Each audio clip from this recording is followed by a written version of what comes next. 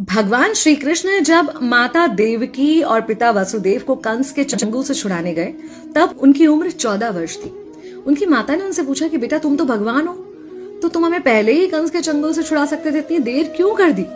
तो कृष्ण जी ने कहा, माता क्या पिछले जन्म में आपने मुझे 14 वर्ष का वनवास नहीं दिया था? माता हैरान रह गई, बोली ये क्या कह रहे हैं आप? तब कृष्ण जी ने बताया कि पिछले जन्म में मैं राम था और आप थी माता कैकेयी, और आप ही ने मुझे 14 वर्ष का वनवास दिया था, और कर्म फल से कोई नहीं बच सकता माता, इसलिए आपको 14 साल का ये दुख सहना पड़ा। तब आश्चर्यचकित होते हुए माता ने पूछा, तो फिर यशोदा पिछले जन्म में कौन थी?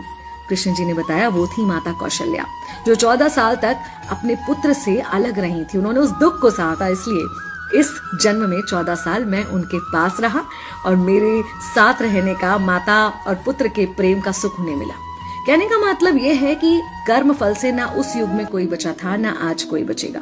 खुद भगवान भी कर्म फल से नहीं बच सकते, इसलिए अपने हर एक कर्म को बहुत सोच समझ कर कीजिए, क्योंकि जिसके भी खिलाफ आप कुछ गलत कर रहे हैं उससे आपकी शत्रुता कुछ समय या शायद एक जन्म की है, लेकिन उसके साथ कुछ गलत करके आप अपने कई जन्म बिगाड़ सकते हैं।